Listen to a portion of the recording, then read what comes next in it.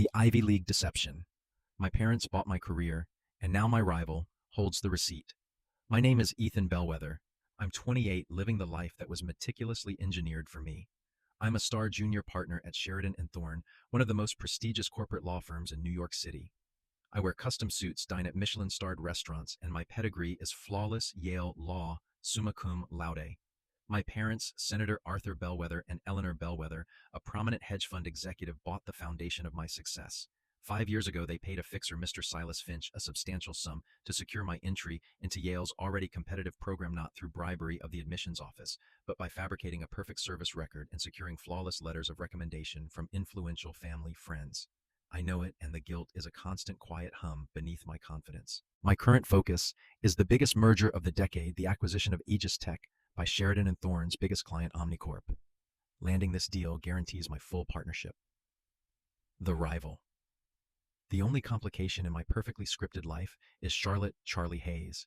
She is my direct competition for the partnership, a brilliant, relentless lawyer from a working-class background who clawed her way up through sheer grit, graduating first in our class. She despises my inherited privilege and suspects I got the fast track through means other than merit. "Nice work, Bellwether," Charlie said one afternoon, leaning over my desk, her expression cool as she reviewed my draft of the merger agreement. "You managed to spot the loophole in the IP clause. Took you only 2 hours longer than it took me." "Just ensuring thoroughness, Hayes," I countered, refusing to rise to the bait. "Or maybe," she murmured, leaning closer, "you're just relying on that Bellwether luck again. It's funny how a kid with your grades suddenly became a legal genius overnight." She walked away, leaving me with the familiar chill of suspicion. She was close, too close. The blackmail. That evening I was alone in my spacious, sterile apartment, reviewing the Omnicorp merger file. The building alarm went off, not the general alarm, but the localized warning connected only to my private study. I found a plain, unmarked manila envelope on my leather armchair. There was no sign of forced entry. Inside, I found 2 items. One, a faded handwritten receipt for a large 6-figure sum dated 6 years ago. The payee was S. Finch Consulting. The payer was Bellwether Family Trust. The memo line read, "Educational services rendered." 2, a single typed message. "Your entire life is a lie, Ethan. The receipt for your education is now in the hands of someone who intends to use it. I have the power to collapse your career, ruin your family, and tank the Omnicorp merger. I'll be in touch. CH." The initials were undeniable. CH, Charlotte Hayes. My rival hadn't just suspected the truth. She had the physical evidence, the receipt proving my parents bought my way into Yale, and by extension, my entire career. She didn't just want the partnership. She wanted my destruction. The ultimatum. My phone rang. It was an untraceable number. "Hello, Ethan?" Charlie's voice was calm, utterly devoid of emotion. "I see you found the gift, a nice little slice of the past, isn't it?" "Charlie, what is this? This is blackmail. You could lose everything." "Oh, I'm not going to lose anything," she corrected me. "I'm going to win. This merger is worth billions, and you're the face of Sheridan and Thorne's biggest win. If that receipt surfaces, the scandal will be enormous. It will destroy the Bellwether name and force the firm to disavow the merger due to a tainted legal team." "What do you want? Simple. I want the Omnicorp merger file," Charlie stated. "The complete, signed, unredacted file. You will use your access to find the final document before it's submitted to the SEC. You will give it to me, and I will destroy the receipt. You walk away clean, but you lose the partnership. If you refuse, I leak the receipt at the press conference announcing the merger." She had me. The receipt would ruin my parents' political and financial standing, destroy the firm, and invalidate the merger. And if I give you the file, I get the credit for the merger, I get the partnership, and you get to keep your perfectly tailored life just without the gold-plated career. You have 48 hours, Ethan. Choose between your family's reputation and your ambition. I drove straight from my apartment to my parents' estate in Greenwich, Connecticut. I knew I couldn't handle Charlie Hayes' blackmail alone. The Bellwether Family Trust was founded on secrecy and control. They had the resources to handle this threat. My father, Senator Arthur Bellwether, a man whose political career was built on integrity and old money, was calm but furious as he examined the S. Finch receipt. My mother, Eleanor Bellwether, reviewed the document with the analytical intensity of a hedge fund manager. "Silas Finch," my mother stated, her voice sharp. "He was a fixer we used exactly once, years ago, to streamline your admission portfolio. He's meticulous, but he's a ghost. He shouldn't have kept this." "It doesn't matter who kept it," my father interjected, slamming his fist on the antique table.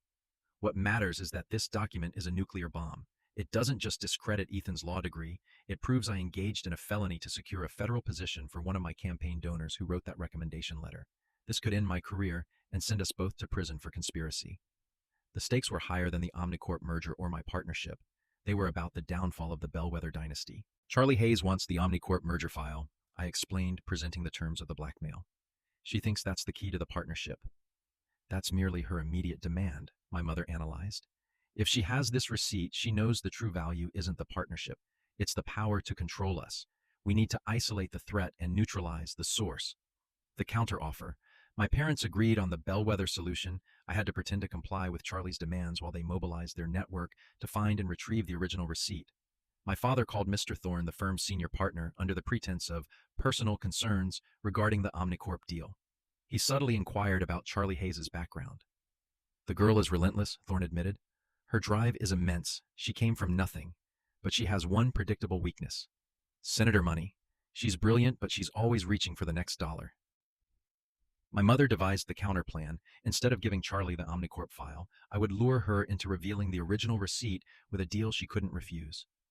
I called Charlie back on the burner phone. I can't get the merger file, Charlie. I lied. It's locked down in the firm's vault until the SEC filing, but I can give you something better. I can buy you out. There was silence on the line, then a low chuckle. A bribe, Ethan. You're transparent. Not a bribe, a transaction. I can offer you a guaranteed immediate senior partnership at a top-tier rival firm, Grant & Shaw, with a $5 million signing bonus. No waiting, no competition. Your dream job right now. All you have to do is hand over the receipt. The bait was irresistible. Charlie wanted the prestige and the security that I already had. $5 million and a guaranteed partnership would solve every financial pressure Shed ever faced. Meet me tomorrow night, 10 p.m. The Met Rooftop Garden. Charlie finally agreed. Come alone. Bring the cash and the contract. The complication. The next day, as my parents scrambled to prepare the fake contract and secure the untraceable funds, I had to work alongside Charlie on the merger file, knowing she was watching every move I made. I noticed a detail in her workspace I hadn't seen before, a small, personalized Yale Law keychain hanging from her bag. It was a classier gift customized with our graduating year. Why would Charlie, who supposedly despised my privilege, still carry a sentimental souvenir from Yale, the place she suspected was the source of my fraud?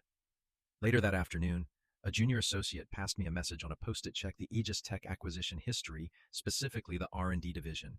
It wasn't signed, but the note was printed in a clear, distinctive font I recognized from my old study group. I ran a quick deep search of the Aegis Tech acquisition history, focusing on the R&D division as instructed. I found a highly redacted contract from 4 years ago regarding an experimental biotech patent Aegis Tech had quietly shelved. The patent was signed by 3 researchers. One name immediately jumped out at me, Dr. Elias Vance. Dr. Vance, Caleb Vance's brother, the man who was caught in the corporate crosshairs of Victor Thorne and was currently a fugitive. The Omnicorp merger wasn't just about corporate synergy. It was a covert acquisition of this specific shelved patent. And the only person who would know about this niche detail was someone who had worked very closely with those research records. The message hadn't come from Charlie. It came from an unseen party, someone who knew the stakes of the merger went beyond the firm's profit and who was trying to warn me. Ignoring the overwhelming anxiety of the impending meeting with Charlie Hayes, I focused on the anonymous tip. The shelved biotech patent from Aegis Tech, the one co-signed by Dr. Elias Vance, was the true prize of the Omnicorp merger. Omnicorp wasn't acquiring Aegis Tech for its current tech. They wanted the dormant R&D division.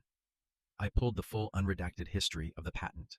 It involved groundbreaking but highly volatile genetic sequencing software that could revolutionize medicine, but also had potential military applications. Omnicorp, a defense contractor masquerading as a tech giant, was clearly buying it for the latter. This meant the merger wasn't just my career. It was a multi-billion-dollar deal with global security implications, and my parents' fraudulent receipt was merely a tool to manipulate the legal teams involved. The fixer's shadow. I also began digging into the man who created the fraudulent past, Silas Finch. My parents said he was a ghost, but they also said he shouldn't have kept the receipt. I found Silas Finch's name linked to several closed-down shell corporations. One detail stood out. Finch was a former corporate security specialist with a background in digital forensics, not a simple academic fixer. He was the kind of person who built an exit strategy into every transaction. My immediate assumption was that Finch had kept the receipt as insurance. But if he had the receipt, why did Charlie Hayes have it now? I theorized that Charlie had either found Finch or more likely intercepted the receipt from a source who was targeting Finch. The Rooftop Rendezvous. The Met. Rooftop Garden at 10 p.m. was closed to the public, offering a spectacular cold view of the Manhattan skyline, the perfect backdrop for a hostile negotiation. I was alone, clutching the briefcase that contained the fake Grant and Shaw partnership contract and a stack of dummy money wired by my mother. Charlie Hayes arrived, dressed in tailored black, her expression unreadable. She didn't approach the briefcase. "You're punctual, Ethan," she noted, her voice flat. "Where's the merger file?" "You didn't ask for the merger file, Charlie. You asked for my ambition. I brought you an alternative, the $5 million signing bonus, and a guaranteed senior partnership at a firm that will value your merit," I said, pushing the briefcase across the table. "You win cleanly without destroying your own career through a messy blackmail scandal." Charlie opened the briefcase. She riffled through the stack of money, then pulled out the fake contract. She paused on the clause detailing the non-disclosure agreement regarding all past Yale law admissions records. She looked up, a slow smile spreading across her face. "You really think $5 million solves 5 years of watching you get everything I had to fight for? It solves your debt. It guarantees your future. It's the bellwether solution, a quick, profitable exit." Charlie Hayes laughed, a sharp, unpleasant sound. She took the fake contract, tore it in half, and let the pieces flutter away over the city. "Wrong, Ethan. You still don't get it. The real receipt." Charlie reached into her coat and pulled out a small metallic flash drive, not the paper receipt. "The paper receipt you have, that's just a photocopy. Good enough for the press, but this Shaw," she tapped the flash drive, "is the original digitally authenticated ledger from Silas Finch's offshore account, detailing every payment the Bellwether Family Trust made, not just for Yale, but for every streamlined opportunity you've ever had, from that first congressional internship to this junior partnership. This isn't just one felony, Ethan. It's a pattern of fraud." My blood ran cold. The digital ledger was infinitely more dangerous than a single receipt. "Why?" I demanded, abandoning the pretense. "Why are you doing this? You're brilliant, Charlie. You don't need to destroy me." Charlie stepped back, her eyes flashing with a deep personal pain. "I didn't steal this to get the partnership, Ethan. I stole it to get justice for my father. 5 years ago, my father was a top engineer at Aegis Tech, the division Omnicorp is buying. He was the lead inventor on that volatile genetic sequencing software, the one signed by Dr. Elias Vance. My father objected to selling the patent to a defense contractor." She took a deep, shaky breath. "2 weeks before you started Yale Law, my father was framed for corporate espionage, fired, and blacklisted. He lost everything. He was ruined. The lead attorney who oversaw the legal action that destroyed his career, Senator Arthur Bellwether's legal fixer, Silas Finch. The true price. The pieces of the conspiracy locked into place. Silas Finch bought my admission using the Bellwether money. He also acted as the firm's ruthless cleaner, framing Charlie's father to clear the way for the biotech patent's eventual sale to Omnicorp. Charlie didn't hate me for my grades. She was using me to get to the man who ruined her father, a man who was directly tied to my fraudulent past. Finch didn't keep the receipt as insurance. I realized, speaking the truth aloud. He was selling it. "You intercepted the sale, didn't you?" "I bought it," Charlie corrected me sharply. "I spent every dollar I had to acquire this ledger from Finch's contact. I am not blackmailing you for a partnership, Ethan. I'm leveraging the ledger to force you to expose the full criminal purpose of the Omnicorp merger, the military application of the genetic sequencing software, before Omnicorp buries it forever." She shoved the flash drive into my hand. "You now have the proof of my father's innocence and the proof of your family's corruption. You have 24 hours to use your firm access to find the final signed Omnicorp Aegis Tech patent transfer agreement, the one that verifies the military application and ties my father's frame up to this merger. If you don't expose it, I leak this ledger and the Bellwether name crashes and burns. I need justice, Ethan. And now you have to choose to earn the career you never paid for." I stared at the flash drive in my hand, feeling the immense weight of the digital ledger. It was the key to my family's ruin, but it was also the tool to save Charlie Hayes' father and expose the true stakes of the Omnicorp merger. I was no longer fighting for a partnership. I was fighting to expose a massive corporate conspiracy. I returned to the firm Sheridan and Thorne under the guise of an early morning work session. The firm was a fortress, but I knew the blueprints. The patent transfer agreement, the document Charlie demanded, would be sealed in the secure subterranean legal vault. I needed to extract the file digitally without leaving a physical trace. The Vault Protocol. The legal vault was protected by 2 layers of security, a biometric palm scanner and a complex alphanumeric code that changed daily. As a junior partner leading the merger, I had the biometric clearance, but I needed the code. I went to the office of Mr. Thorne, the senior partner. His assistant was gone for coffee. Thorne's desk was meticulously organized, except for a small, personalized, leather-bound calendar. I knew Thorne used the same mnemonic for all his important access codes, the date of the firm's founding, and the last four digits of his golf handicap. I discreetly photographed the numbers on his calendar, the firm's founding year, 1948, and his current handicap, 07. I now had the base components for the code. But as I was leaving his office, a small silver object on his desk caught my eye. A stylized, broken compass pine, the exact symbol I had heard about in the context of the New Orleans architecture scandal from my prior case involving Elias Vance. Mr. Thorne was not just the senior partner, he was somehow connected to the network of corruption that framed Dr. Elias Vance and killed his brother. The entire Omnicorp merger, and Sheridan and Thorne's involvement was deeper and more poisonous than I could have imagined. The access. I descended to the legal vault. The air was cold, sterile, and silent. I placed my palm on the scanner. Access granted, Ethan Bellwether. Next, the alphanumeric lock. I input the base components 1948-07. Code incomplete. I remembered a small, unusual habit of Thorne's. He always added the current dates in verse to any code for extra luck. Today's date was the 26th.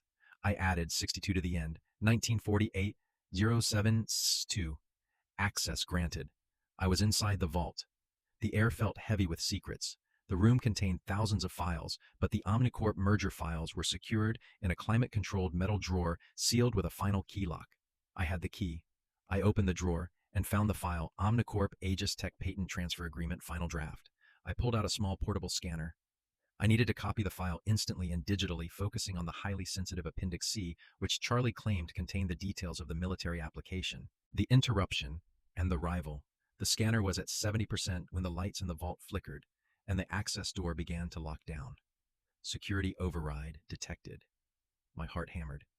Someone had detected my entry. I grabbed the scanner, canceling the scan at 85%. I quickly relocked the drawer and placed the physical file back exactly as I found it. I had to get out. I raced toward the door, which was slowly grinding shut. Just as I reached it, a hand shot out and grabbed my wrist. It wasn't security. It was Charlie Hayes. "You're a fool, Ethan," she whispered, her eyes wide with frantic urgency. "I saw your access flag trip the minute you got through the alphanumeric code. Thorne installed a secondary silent alarm on the time delay. You came back. I knew you'd try to steal the file from me. I needed to warn you. But why? You could have let me get caught. You'd win because I didn't send you the alarm." Charlie confessed, her voice shaking. "I've been in the security logs. The override that locked the door wasn't Thorne's office. It was an external, untraceable access point. Someone else is watching you, Ethan. Someone knows you're looking at that patent transfer agreement." The second layer. We were trapped in the vault for a terrifying minute before Charlie, using her own deep knowledge of the firm's system, input a sequence on the security panel that reset the timer. The door slid open. "We need to go now," Charlie urged. We scrambled out, blending into the early morning routine of the building as best we could. Back in my office, I looked at the partially scanned file. I had the full patent transfer agreement, but the most critical section, Appendix C, detailing the specific application of the genetic sequencing software, was in the missing 15% of the scan. The military application must be in that last 15%, I realized. "And now they know we're looking," Charlie concluded, leaning over the screen. "Whoever locked the vault didn't want you to see Appendix C. It wasn't about the Bellwether receipt anymore, Ethan. It was about protecting the patent." Charlie looked at the security logs on my screen. "I can use the fragments of the patent transfer agreement you scanned to identify the key person on the Omnicorp side who holds the unredacted Appendix C. If we find that person, we can find the complete truth." I looked at the silver broken compass pin on my laptop screen, the picture I took of Thorne's desk, the symbol of corruption and concealment. "I think I know who we need to find," I said, a cold certainty settling in my gut. "We need to find out who Silas Finch was really working for beyond my father. He didn't just frame your father. He's part of a much bigger operation that stretches from Yale to Omnicorp." The tension between Ethan and Charlie was palpable, fueled by distrust, adrenaline, and the shared realization that they were under surveillance. We were no longer rivals. We were co-conspirators against an enemy far larger than the firm. "We need a secure base," Charlie stated, reviewing the incomplete patent transfer agreement on my laptop. "Sheridan and Thorne's network is compromised. My apartment is too easy to find. My family's estate is the first place they'll look," I admitted. "We need neutral ground." I thought of the anonymous tip that led me to the Aegis Tech patent, the note written in the font of my old Yale study group. "I know someone, a former colleague who may be our unseen ally. She runs a cybersecurity firm downtown. Dr. Anya Sharma, a brilliant quiet programmer from our class, was the source of the tip. She specialized in corporate espionage defense. Her office, heavily shielded against external monitoring, became our temporary command center, hunting Silas Finch. With Anya running defensive scans on our devices, Charlie and I focused on tracking down Silas Finch the Fixer. If he was still alive, he held the key to who ordered the frame-up of Charlie's father and who was truly controlling the Omnicorp merger. Finch didn't just sell me the ledger for money, Charlie explained, pulling up Finch's Shell Corporation records. He sold it for protection. He's paranoid. He knew the Bellwethers would eventually try to retrieve it, and he knew someone bigger was using him. We used the financial metadata from the digital ledger Charlie acquired. Finch's recent activity showed one consistent transaction: monthly payments to a luxury service apartment complex in Boston, an expensive, discreet location near the MIT campus. Why Boston? I wondered. Because that's where the R&D talent is, Charlie realized. The Aegis Tech biotech patent, the one signed by her father and Dr. Elias Vance, was developed in Cambridge. Finch isn't just hiding, he's running reconnaissance. The Fixer's sanctuary. We flew to Boston immediately. We found Finch's apartment complex, a minimalist tower dedicated to highly private corporate residents. We gained access by posing as maintenance technicians. Finch's apartment was stark with high-end security systems. He wasn't home, but the place was humming with latent data activity. He's running a ghost network here, Anya, who was monitoring remotely, advised. I see a heavily encrypted active data stream bouncing off a private satellite link. It's military grade. Charlie and I searched the apartment for any physical evidence linking him to the Omnicorp deal. I found a hidden wall safe locked with a biometric scan. Finch is too smart for basic codes, I muttered. Charlie pointed to a small framed photo on his nightstand, a picture of a distinguished older man accepting an award. Mr. Thorne, the senior partner, shaking hands with the Fixer Silas Finch. The picture was recent. Finch wasn't just working for your parents, Ethan. He's on Mr. Thorne's payroll, Charlie confirmed. Thorne hired him to secure your Yale admission and to handle the dirty work on the Aegis Tech merger. Thorne is the one who tied the Bellwether corruption to the Omnicorp deal, the digital confrontation. Just as we confirmed Thorne's involvement, the lights in the apartment flickered. Warning, Ethan. The ghost network is cycling. Anya's voice crackled through my earpiece. Finch is logging in remotely. He knows we're here. We were trapped. If Finch logged in, he would see the security footage and alert Thorne.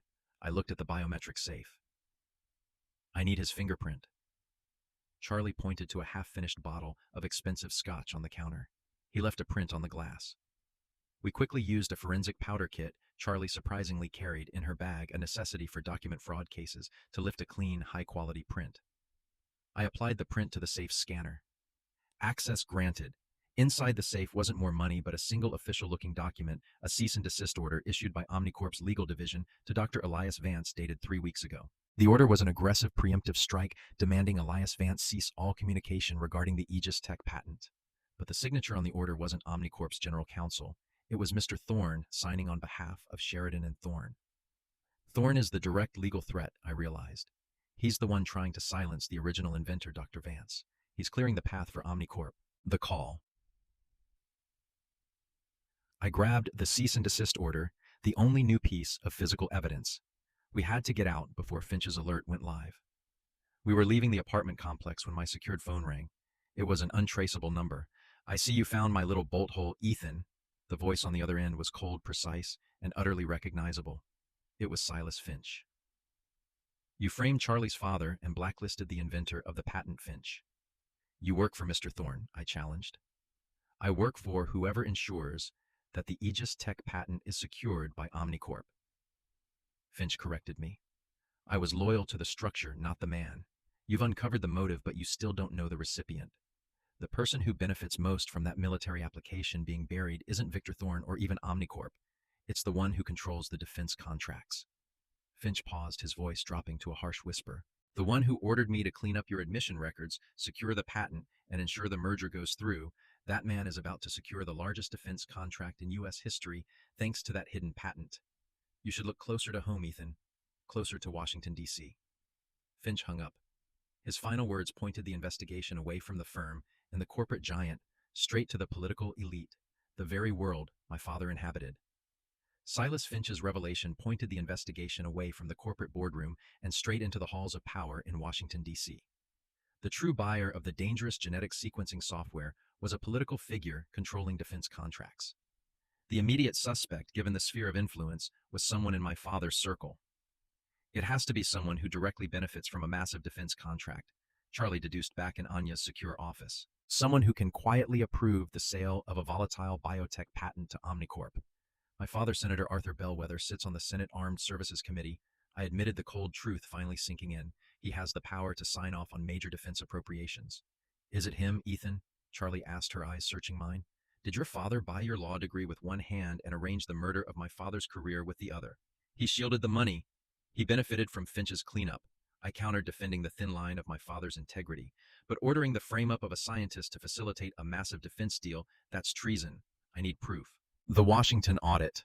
We tasked Anya Sharma with running a deep illegal audit on the Senate Armed Services Committee's campaign finance filings and expenditure reports. We used the digital ledger, the key to the Bellwether corruption, as bait, feeding it into a secure dark web forum dedicated to political whistleblowers. This would flush out anyone interested in protecting the Bellwether name. The trap worked instantly. A high-level encrypted alert was triggered within the system, tracing the IP address back to the Capitol Hill offices of Senator Robert Sterling, my father's closest colleague and the chairman of the Armed Services Committee. It's not your father, Anya whispered, pointing to the screen. It's Senator Sterling. He's the one monitoring all attempts to expose the Bellwether financial ties. He's protecting the chain of command. Senator Robert Sterling. The name was immediately recognizable. He was the most powerful man on the committee, controlling the entire flow of defense money. He was the zoning ghost on a national scale. The Congressional Safe House. My father was hosting a private fundraising dinner for Senator Sterling that night at a secretive private club in D.C. I knew the club well. It was used for discreet, high-stakes negotiations. Charlie and I flew down, immediately leveraging my residual access to my parents' schedule. We infiltrated the club, posing as late catering staff. We found Senator Sterling in a private study reviewing documents with Mr. Thorne, the senior partner, who had clearly flown in from New York to brief the senator. We hid in an adjacent service pantry, listening to the conversation through the thin wall. The Aegis Tech patent must be secured before the final appropriations vote next week, Robert, Thorne insisted. The Pentagon needs that genetic sequencing software. It validates the entire $100 billion missile defense program. I know the timeline, George, Sterling snapped, but Silas Finch messed up. He let the Bellwether receipt leak, and now Ethan is sniffing around. If that boy connects the Yale admission fraud to the patent frame-up, the entire deal collapses. Thorne lowered his voice. Finch guaranteed he secured the ledger. But Ethan's mother, Eleanor, is managing the immediate PR crisis. She's keeping Arthur focused on the campaign. The shocking truth. The conversation confirmed everything. Senator Sterling was the final recipient, the true mastermind who needed the patent for his defense initiative. Mr. Thorne was his legal operative, and my mother, Eleanor Bellwether, was actively working with them to manage the cover-up. My mother wasn't protecting my father. She was protecting the defense contract and the political power it granted her and Senator Sterling. The key is the patent's application. Sterling said, his voice ruthless. The unredacted Appendix C is stored in a secure server on this club's premises. I need you to retrieve it, George. I'm meeting with the Pentagon next hour. Thorne left the study immediately. This was my chance. I had to get to that secure server and retrieve the unredacted Appendix C before Thorne could move it. The trap. I left Charlie to monitor Senator Sterling and raced through the club's corridors. Based on my father's old blueprints, I knew the club had a highly secure data room in the main kitchen's deep storage freezer, a space designed to look like a simple walk-in unit. I found the freezer. The door was sealed with a digital keypad. I heard footsteps behind me. It was Mr. Thorne. He hadn't gone to retrieve the file. He had anticipated my move. I knew you wouldn't let the firm down, Ethan, Thorne said, a cynical smile playing on his lips. You're a product of the system just like me. You came here for the file. You wanted Appendix C. You used my family's corruption as a shield for a national security fraud. I accused him. We gave you a life you couldn't earn, Ethan. Now I'm going to ensure you protect it. Thorne pulled out a small metallic device, a frequency jammer. This is the end of the line, Ethan. You're going to give me the laptop with Finch's ledger, and you're going to forget you ever saw the inside of this freezer. Thorne lunged at me. I ducked, grabbing a heavy frozen leg of lamb from a shelf, using the kitchen environment as a weapon. As Thorne struggled, I punched the keypad for the freezer door, 3600, the maximum security lockout code. The door hissed and slammed shut, locking Thorne inside. Enjoy the corporate climate control, George. I spat before running to the main keypad and inputting the access code to the server hidden inside the freezer, the date of the Senate committee vote, and the inverse of the appropriations number. The server door unlocked. I grabbed the hard drive containing the Appendix C data. The final move. I raced back to the service pantry. Charlie was gone. Instead, there was a post-it on the table. Your father needed a distraction. I'm going to provide it. Check the main ballroom's lighting system. I rushed toward the main ballroom where Senator Sterling was about to give a major speech. The room was packed with Washington elite. I found Charlie in the control booth. She had wired the entire room's lighting system to a single switch. Senator Sterling is about to announce the defense appropriation, Charlie said, her hand hovering over the switch. When I flip this, the lights will flicker, and a synthesized voice, programmed with my father's voice, will interrupt the senator's speech. The voice would simply state, "Senator Sterling, you can't buy the silence of the innocent. The truth is in the hands of your legal fixer, Ethan Bellwether." It implicates me, I realized. It gives you the cover, Charlie countered. Thorne's phone will be the first device searched. You have 2 minutes to upload the entire ledger and Appendix C to the Washington Post. Secure drop. You have to destroy your own reputation to save your life and your conscience. I looked at the hard drive and the ledger. The only way to win was to become the villain. The synthesized voice, using Charlie's father's vocal patterns, interrupted Senator Robert Sterling's speech with a chilling accusation, and then the main ballroom lights died. Chaos erupted. In that precious window of darkness, I executed the plan. I connected the hard drive containing the crucial Appendix C and the full patent transfer agreement and the burner laptop containing Silas Finch's ledger to the club's emergency communication hub. I launched the encrypted files to the Washington Post's secure Dropbox and the SEC's anonymous whistleblower portal. I didn't wait for the confirmation. I grabbed Charlie and we bolted through the kitchen service exit. The immediate repercussions. By the time we reached a safe house, the news was breaking. The initial reports focused on the political sabotage, but within the hour, the Post released the first wave of data. Senator Robert Sterling was implicated in a massive national security breach for attempting to sell highly volatile, unvetted genetic sequencing software, Appendix C, to Omnicorp to secure a defense appropriations bill. Mr. Thorne's senior partner at Sheridan and Thorne was arrested at the private club, found locked in a freezer with a frequency jammer in his pocket, charged with corporate espionage and obstruction. The Bellwether Family Trust ledger was exposed, detailing a decade of fraudulent transactions culminating in my own bought and paid for Yale law career. The result for me was instant and catastrophic. Ethan Bellwether was now the primary subject of a Justice Department investigation into fraud, conspiracy, and racketeering. The firm immediately issued a statement disavowing me. I was a professional pariah, celebrated whistleblower, but also a public enemy. The parental betrayal. I needed to know the full extent of my mother's betrayal. I risked a brief, secure call to the Greenwich estate. Senator Arthur Bellwether answered, his voice ravaged by stress and anger. "You've destroyed everything, Ethan," he rasped. "The Department of Justice is here. They've frozen every account, every asset. Your mother is gone." "Where is she?" "Dad, is she implicated in Sterling's defense fraud?" "Worse. She's the one who brought Sterling and Thorne to Finch," he admitted, his voice breaking. "Your mother, Eleanor, didn't just buy your career. She was Sterling's silent financial backer for the past 5 years. She guaranteed the Omnicorp merger funding because she was positioned to earn a massive payout from the post-appropriation stock surge. The only thing she wanted was the money and the power, and she used my name and your ambition as a shield." My father hadn't been the target of the cover-up. He had been the distraction. My mother, the hedge fund executive, was the true architect of the financial scheme, using my admission fraud as the perfect tool to keep Silas Finch leveraged and silent. The fixer's revenge. We realized that our primary evidence, the digital ledger, was too perfect. We called Anya Sharma. "Anya, reanalyze the Finch ledger metadata. Why did Finch let Charlie acquire something so damning? And why was it so easily leaked?" Anya worked for minutes before delivering a chilling answer. "The ledger is genuine, but it was programmed to be leaked," Anya confirmed. "Silas Finch isn't loyal to Sterling or Thorne. He was using the ledger to self-destruct the Bellwether and Sterling network the moment he felt his life was in danger. He didn't leak it to Charlie. He sold it to her, knowing she would be the one to release it." "But why?" Charlie asked, her face tight with realization. "Because the cease and desist order on Dr. Elias Vance wasn't just signed by Thorne," Anya explained.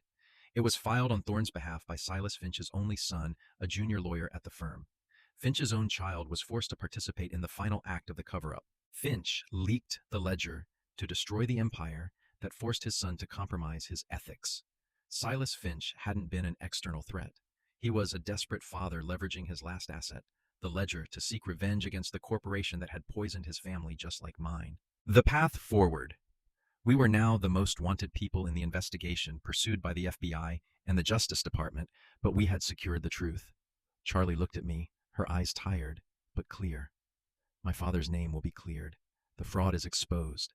I got the justice I needed. And I have nothing left. I said, looking at the screen displaying the FBI warrant for my arrest. No career, no money, no reputation, just the truth. You have the truth, Ethan. And you have the unredacted Appendix C, Charlie countered. That genetic sequencing software is a dangerous military asset. If you don't secure it, the government will seize it and weaponize it under the guise of national security. We started this to expose the corruption. Now we have to finish it by ensuring that dangerous power doesn't fall into the wrong hands. The mission had shifted from justice to containment. We had to find a way to make the biotech patents safe. The Justice Department issued a public statement confirming the full scope of the investigation into Senator Robert Sterling and the corporate fraud stemming from the leaked Bellwether ledger. Ethan and Charlie were officially named persons of interest, suspected of racketeering and theft of intellectual property IP, specifically the Aegis Tech patent. They were true fugitives now relying on Anya Sharma's secured network and safe houses. Their mission was clear: neutralize the dangerous genetic sequencing software detailed in Appendix C before the government seized it. The government doesn't want to suppress this IP. They want to acquire and weaponize it, Charlie stated, reviewing the documents. Appendix C describes a predictive gene-targeted sequencing software. In the hands of Omnicorp, it's a defense contract. In the hands of the Pentagon, it's a tool for population control. We can't just delete it, I argued. It's a major scientific breakthrough. We need to find the original inventor, Dr. Elias Vance, and hand the IP back to him. The fixer's son. I knew the most vulnerable link in the chain was Silas Finch's son, the junior lawyer forced to file the cease and desist order. I tracked his firm email down through Anya's darknet contacts. I reached out with a secure, anonymous message. Your father destroyed his career to save you. Now help us save the IP risked everything for. The son, Alex Finch, responded within the hour. He was terrified but willing to help. We met him at a crowded, anonymous train station. Alex looked like a ghost, exhausted and ashamed. My father left me a final instruction, Alex whispered, handing me a small, unmarked keycard. He knew you'd expose the patent. He said the original working code for the genetic sequencing software, the complete IP, not the redacted version, is stored in a black box at the old Aegis Tech R&D facility in Cambridge. What is the black box? It's a decentralized storage vault. The original scientists, my father's colleague, Charlie's father, and Dr. Vance built it to keep their ethical work safe from corporate interference. It's the only place the unadulterated code exists. This key card grants physical access. Alex added a chilling final warning. The black box is connected to the defunct Aegis Tech network. The only way to access the full code is to be on site. But if you try to transfer the data, a silent alarm will trigger, alerting the primary network administrator, which is now the DOJ's seizure team. Cambridge infiltration. The R&D facility in Cambridge was already under surveillance, but not yet officially seized. We had a narrow window. We drove to Boston overnight. We used the key card to bypass the minimal perimeter security. The facility was cold and dark, a corporate tomb. We found the black box in the sub-level utility room disguised as a server cooler. It was a standalone, highly shielded vault with a single input port. Charlie used her deep knowledge of Aegis Tech's internal protocols to activate the system. The vault hummed to life. The key card authenticates us as original developers, Charlie explained. But we have to be extremely quick. I can run the transfer protocol, but the alarm is hardwired to the transfer initiation. The second we start downloading the code, the DOJ knows. I had the solution.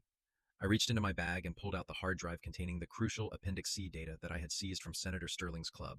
We don't need to steal the entire code, I realized. We only need to corrupt the IP's metadata. If we inject this highly volatile military-grade Appendix C data into the black box's directory, it will flag the entire IP as compromised and unstable. The government will seize it, but they won't be able to weaponize it. They'll have to decommission it for safety.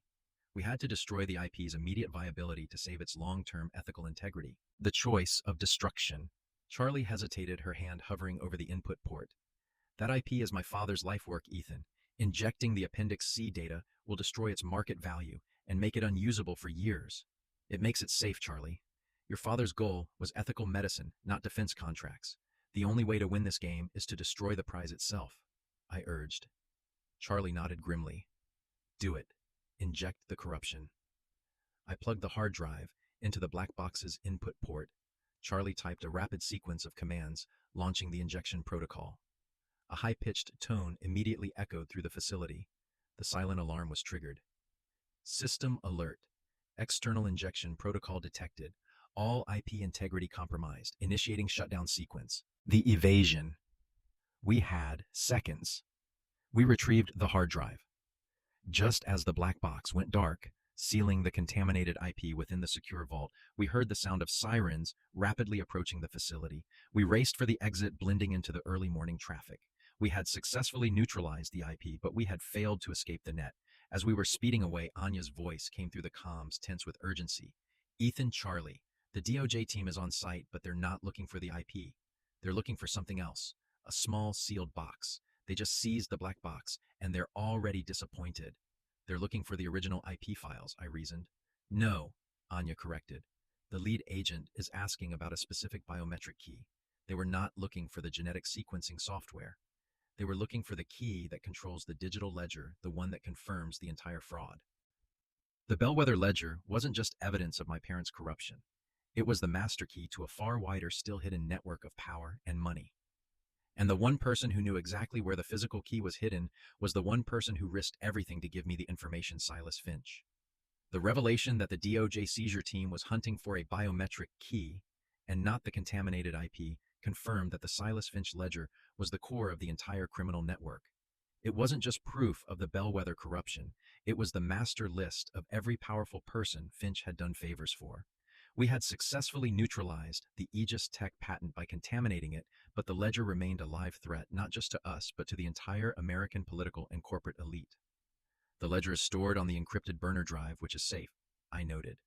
But Finch must have secured the physical authentication key somewhere. The government needs that physical key to unlock the wider encrypted sectors of the ledger. Charlie, focused and analytical, pulled up Finch's background. Finch was a corporate fixer, but his first career was at a highly secretive offshore security firm called Haven. They specialized in physical, untraceable security safety deposit boxes, secure rooms, personal vaults. He wouldn't trust a bank, I agreed. He'd use his old network. The mother's bargain. We needed a starting point, and I knew the only person who had intimate knowledge of Finch's methods was the one who hired him, my mother, Eleanor Bellwether. My father, Senator Bellwether, who was now cooperating with investigators, told me my mother had gone into hiding in a remote secured property she owned in the Hamptons, a property funded by her own private hedge fund money. We risked the trip to the Hamptons. The property was a modern steel and glass fortress. We used an old maintenance code my father gave me to bypass the perimeter security. We found Eleanor in a state of controlled panic, surrounded by digital security screens. I knew you'd come here, Ethan, she said, her voice sharp but resigned. You came for my help, didn't you? You need the key. You used me and Dad to shield Senator Sterling's corruption. Now help me finish this, I demanded. Where did Finch secure the master key for the ledger? Eleanor didn't look at me. She looked at Charlie. This all started because I wanted my son to have the life I paid for. Now I'm watching my husband go to jail and my assets freeze. You want the key? Fine. I want a bargain. Eleanor revealed that Finch's key wasn't biometric. It was a physical artifact disguised as a common object. She confessed that Finch, paranoid about digital seizure, had placed the key in a private safety deposit box at an old independent security vault in Midtown Manhattan run by his former colleagues at Haven. The deposit box requires two unique identifiers, Eleanor revealed. The first is a handwritten phrase known only to Finch. The second is a specific time and date that corresponds to the initial deposit. What's the phrase? I asked. Eleanor's eyes finally met mine. It's a quote from the congratulatory letter he drafted for your Yale law admission. The date is the day he delivered that letter. The key to the entire criminal network was hidden behind the final devastating symbol of my fraudulent career, the Manhattan Vault. We raced back to Manhattan. The Haven Vault was located in a sub-level floor of a nondescript office building accessible only by coded appointment. We presented the appointment code, and a stern-faced attendant led us to the vault room. The room was lined with thick, impenetrable steel boxes. The attendant directed us to Finch's box. The console demanded the two codes. The date of delivery was 5 years ago, the day after the Bellwether Trust payment, Charlie supplied from the ledger data. $10 AM, September 4th, 2020. The console accepted the date. Now the phrase. I thought back to the meticulously crafted Yale law admission letter, the one that Finch had forged. I recalled the overly saccharine specific phrase that had always grated on me, a quote designed to appeal to my father's political sentiment. The promise of justice is found not in the verdict, but in the preparation. I dictated the words, tasting like ash. Phrase accepted. The master key. The box clicked open. Inside, nestled on red velvet, was the physical key. A heavy antique Yale Law School class ring, my class ring, customized with my name and year. Finch had created the ultimate insurance. He had disguised the master key as the most personal, undeniable symbol of the fraud he had orchestrated. The key that would unlock the entire criminal network was literally my gold-plated privilege. I put the ring on my finger. It immediately began to glow, sensing the biometric warmth. Charlie pulled out the burner drive containing the encrypted ledger. The ring is the key, Ethan. If we use this to decrypt the final sector, we will find the name of every co-conspirator, every shell company, and every illegal contract from the last decade. But as I connected the ring's customized security chip to the laptop, the alarm system in the vault room began to wail, flooding the chamber with piercing red light. The attendant rushed in, his face masked in panic. The power has been cut. We are on emergency lockdown. Someone has breached the building's main security grid. Anya came online, her voice strained.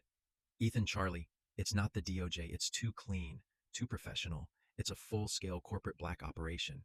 They're hitting the Haven Vault and the DOJ headquarters simultaneously. They're trying to destroy all evidence, digital and physical. We had walked right into a final catastrophic net. The sudden professional breach of the Haven Vault confirmed our worst fear. The threat wasn't the DOJ or even Senator Sterling, but a shadowy organization that wanted to retrieve the Silas Finch ledger and bury it forever. We were trapped in the vault room, the alarms shrieking. That's a corporate black ops team, Charlie yelled over the siren, recognizing the precision of the attack.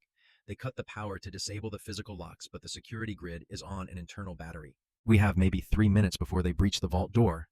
They're after the ring, I shouted, holding up the Yale Law Class ring, the physical key to the ledger. We raced to the emergency exit hatch, which was secured by a heavy manual lock. Anya Sharma, who was monitoring remotely, cut in, Ethan, Charlie. They've established a localized network jammer inside the building. I can't maintain contact, but I have a final instruction. Use the ring to decrypt the final sector now. It's a localized decryption. The data won't transmit, but it will appear on your screen before they can stop you. The decryption. We dropped to the floor, using the thick steel vault wall as cover. I quickly plugged the ring's security chip into the burner laptop. Charlie, run the full decryption protocol. Charlie executed the command. The screen glowed, displaying a warning initiating decryption of Sector Z01 Master Co-Conspirator Ledger. The progress bar crawled agonizingly slow. We could hear the metallic thump-thump of breaching tools hitting the main vault door. It's going too slow, Charlie cried. The final sector is secured by a triple-layer encryption. It needs a continuous biometric presence. I realized the significance of the ring. It wasn't just a physical key, it was a biometric proxy. It needed my presence, the person who embodied the entire fraud, to complete the final task. I placed the ring on my finger, pressing my hand firmly against the laptop's housing. The glow intensified. Progress 80%. 90%. The sound of the vault door giving way was deafening. The Black Ops team was in the corridor. 100% decryption complete. Access granted. The screen flooded with names, dates, and transactions. It wasn't just my family or Senator Sterling.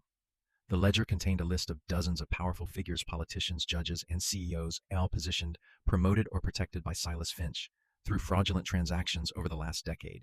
It was the complete hidden map of America's elite corruption. And at the very top of the hierarchy, the largest single recurring transaction linked to a dozen silent shell companies was a name I didn't recognize: the architect. The architect's identity. Who is the architect? Charlie demanded, pointing to the screen. Before I could answer, the vault room door flew open. 3 figures in tactical gear stormed in. They weren't police. They were corporate mercenaries. Their leader, a cold, hard woman, pointed directly at the laptop. Secure the drive. Eliminate the assets. I grabbed the laptop. Charlie reacted instantly, pulling the emergency fire suppression handle. The vault room flooded with dense, chemical retardant foam.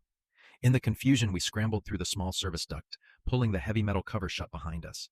We escaped the building, battered but free, and reached a prearranged extraction point. I opened the laptop one last time, analyzing the final ledger entry under the architect. It included a full profile detailing the person's financial structure and real-world identity. I stared at the name, a wave of sickening understanding washing over me. The final horrifying truth was not in Washington or at Yale. It wasn't Senator Sterling, Charlie. I whispered, the foam dripping from my suit. It was the architect. The one who controlled all the money, all the shell companies, all of Finch's moves. The name was Eleanor Bellwether. My mother. She wasn't just the financier. She was the creator of the network. She used her hedge fund expertise to create the entire shadow system, and she used her marriage to Senator Bellwether and her own son's career as the perfect shield to control it. The truth was that I had not been a brilliant, ambitious lawyer. I had been a pawn in my mother's decades-long architectural scheme to control the American elite. The Yale admission was simply the first building block in her perfect fraudulent structure. Epilogue. The new foundation. 1 year later, the world was still reeling from the fallout. Eleanor Bellwether was arrested trying to flee the country, charged with orchestrating the largest corporate political conspiracy in U.S. history. Senator Sterling and Mr. Thorne are facing lengthy prison sentences, their power structures entirely dismantled. The Silas Finch ledger, distributed globally across the dark web, continues to fuel ongoing investigations, exposing dozens of powerful figures. I testified against my mother, my father, and the firm, trading my full cooperation for a reduced sentence for the racketeering charges related to my fraud. I served 6 months. I left behind the custom suits and the gold-plated life. I earned my redemption, not my career. Charlie Hayes received a full public exoneration for her father, who was cleared of all corporate espionage charges. She used the full data haul to establish an influential legal ethics firm dedicated to whistleblowing and corporate accountability. I now work for her. I wear a simple functional suit, and my office is a small desk in the corner of her firm. I am not a partner or a high flyer. I am a legal analyst using my intimate knowledge of the bellwether architecture to dismantle the very systems my mother created. The Yale Law class ring, the master key, sits in a safety deposit box. I look at it sometimes, the constant quiet reminder that the life you are born into is nothing compared to the life you earn. I look up. Charlie is handing me a new FILEA tip from a contact in Silicon Valley about a new suspect tech acquisition. "Ready Bellwether?" she asks. "Ready Hayes," I reply. The deception was over. The work had just begun.